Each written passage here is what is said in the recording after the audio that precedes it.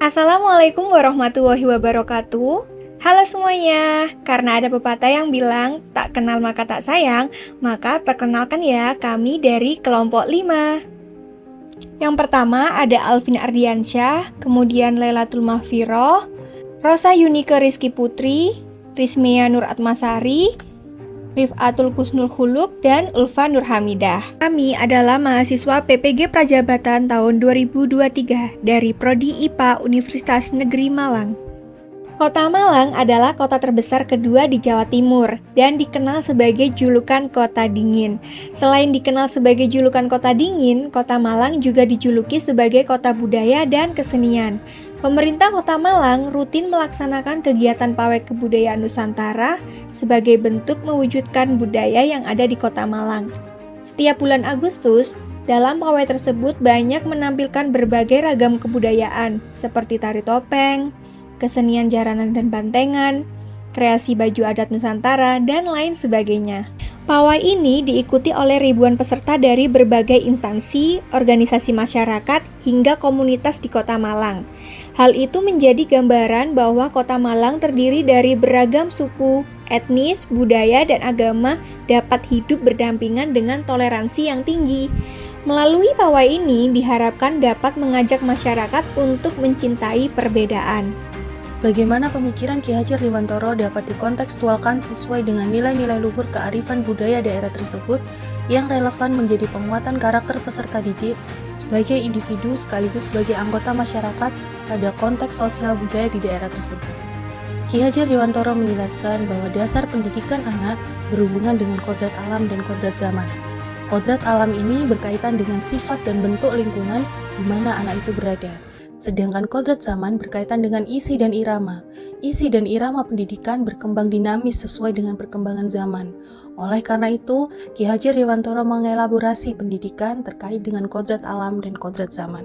Dalam melakukan pembaharuan yang terpadu, hendaknya selalu diingat bahwa segala kepentingan anak-anak didik, baik mengenai hidup diri pribadinya maupun hidup kemasyarakatannya, jangan sampai meninggalkan segala kepentingan yang berhubungan dengan kodrat keadaan, baik pada alam maupun zaman. Sementara itu, segala bentuk isi dan wirama, yakni cara mewujudkannya, hidup dan penghidupannya seperti demikian, hendaknya selalu disesuaikan dengan dasar-dasar dan asas-asas hidup kebangsaannya yang bernilai, dan tidak bertentangan dengan sifat-sifat kemanusiaan. Ki Hajar Dewantara hendak mengingatkan pendidik bahwa pendidikan anak sejatinya menuntut anak mencapai kekuatan kodratnya sesuai dengan alam dan zaman. Bila melihat dari kodrat zaman, pendidikan saat ini menekankan pada kemampuan anak untuk memiliki keterampilan abad 21. Sedangkan dalam memaknai kodrat alam, maka konteks lokal sosial budaya peserta didik di Indonesia Barat tentu memiliki karakteristik yang berbeda dengan peserta didik di Indonesia Tengah atau Indonesia Timur. Mengenai pendidikan dengan perspektif global, Ki Hajar Dewantara mengingatkan bahwa pengaruh dari luar tetap harus disaring dengan tetap mengutamakan kearifan lokal sosial budaya Indonesia. Oleh sebab itu, isi dan irama yang dimaksudkan oleh Ki Hajar Dewantara adalah muatan atau konten pengetahuan yang diadopsi sejatinya tidak bertentangan dengan nilai-nilai kemanusiaan dan konteks sosial budaya yang ada di Indonesia. Kekuatan sosial budaya Indonesia yang beragam dapat menjadi kekuatan kodrat alam dan kodrat zaman dalam mendidik. Ki Hajar Dewantara juga menegaskan bahwa didiklah anak-anak dengan cara yang sesuai dengan tuntutan alam dan zamannya sendiri.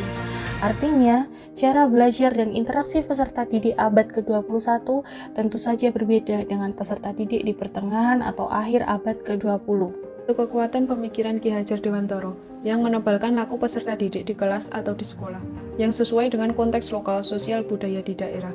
Seperti pemikiran Ki Hajar Dewantara, tujuan pendidikan adalah menuntun, yakni memfasilitasi atau membantu anak untuk menebalkan garis samar-samar agar dapat memperbaiki lakunya untuk menjadi manusia seutuhnya. Berdasarkan tulisan Ki Hajar Dewantara, dasar-dasar pemikiran pendidikan pada tahun 1936, menebalkan laku anak dapat kita lakukan dengan kekuatan konteks diri anak dan sosiokultural atau budaya. Konteks dan nilai dalam budaya lokal juga menjadi unsur penting dalam mendidik anak, mengingat adanya faktor kodrat anak dan kodrat alam. Beberapa nilai lokal seperti permainan tradisional bisa disisipkan, bahkan menjadi media dalam mendidik anak. Pawai kebudayaan ini bisa diinterpretasikan dalam pembelajaran serta menimbulkan rasa senang dan gembira pada peserta didik. Tradisi pawai kebudayaan ini juga menjadikan anak muda bersosialisasi dan mengembangkan aspek kepribadian, terutama saling bekerja sama, toleransi, gotong royong, sportif, dan aktif dalam berkomunikasi dengan orang lain.